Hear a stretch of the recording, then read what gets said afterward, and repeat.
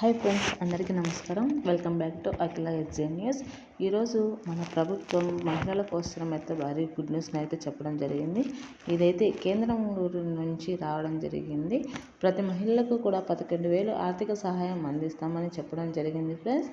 దీనిని ఏర్పాటు చేయడానికి ముఖ్య ఉద్దేశం ఏమిటంటే మహిళల ఆర్థిక స్థితిని పెంచడానికి, భారత ప్రభుత్వం మహిళల ఆర్థిక స్థితిని పెంచడానికి, వారి స్థితిగతులను మార్చడానికి అనేక పథకాలను ఏర్పాటు చేసింది. దీని ద్వారా అందరు మహిళలు కూడా లబ్ధి పొందారు. అందులో అతి ముఖ్యంగా ప్రధానమంత్రి మాతృ వందన్ చాలా ప్రాముఖ్యత అని మన కేంద్ర ప్రభుత్వం గుర్తించింది. గర్భం దాల్చినప్పుడు మహిళలకు ఆరోగ్యం, పౌష్టికాహారం, వారి మెరుగైన జీవశైలిని అందించడానికి ప్రతి మహిళ అకౌంట్లో నేరుగా 11,000 వేస్తాం అని ఇప్పటికే చాలామంది మహిళలకు ఈ పథకం యొక్క లబ్ధిని పొందారు. అయితే చాలామంది ఈ పథకం గురించి పూర్తిగా తెలియక దీని యొక్క ప్రయోజనాన్ని అయితే పొందలేదని కేంద్రం అయితే గమనించింది ఫ్రెండ్స్. దీనికోసం కేంద్ర ప్రభుత్వం అయితే ప్రభుత్వ హాస్పిటళ్లలో దీని గురించి పూర్తి సమాచారం అందించాలని రాష్ట్ర ప్రభుత్వానికి ఆదేశాలు ఇచ్చినా కూడా దీని గురించి రాష్ట్ర ప్రభుత్వాలు అయితే అంతగా చెప్పలేదు, హాస్పిటళ్లలో కూడా చెప్పలేదు. కావున కేంద్ర ప్రభుత్వం ఒక అప్డేట్ అయితే ఇచ్చింది.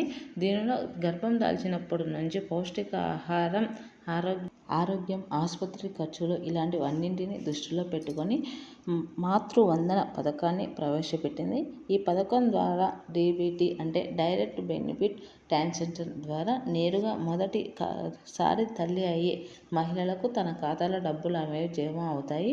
మొదటిసారి ఎవరికి జన్మనిచ్చినా అంటే మగ లేదా ఆడపిల్లకు అయినా ఎవరికైనా జన్మనిచ్చినా 5,000 ఇస్తారు. అదేవిధంగా రెండవసారి డెలివరీలో ఆడపిల్లకు జన్మనిస్తే 6,000 ఇస్తుంది. దీనిని అప్లై చేస్తే మొత్తం 11,000 వస్తుంది.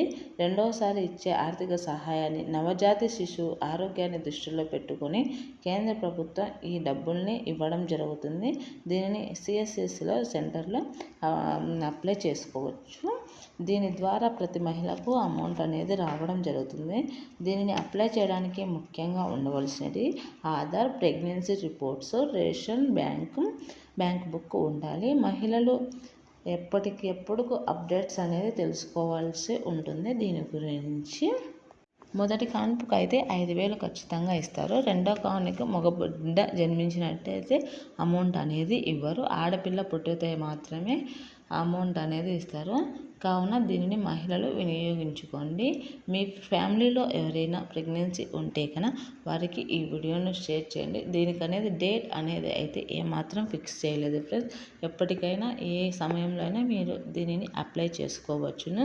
మీరు కేంద్ర ప్రభుత్వం నుంచి డబ్బులు పొంది మీ యొక్క ఆరోగ్యం కోసం, ఖర్చుల కోసం ఈ డబ్బుల్ని వినియోగించుకోవచ్చును. కావున ప్రతి మహిళకు ఈ వీడియో షేర్ చేయండి, కామెంట్ చేయండి, లైక్ చేయండి, షేర్ చేయండి. Thanks for watching.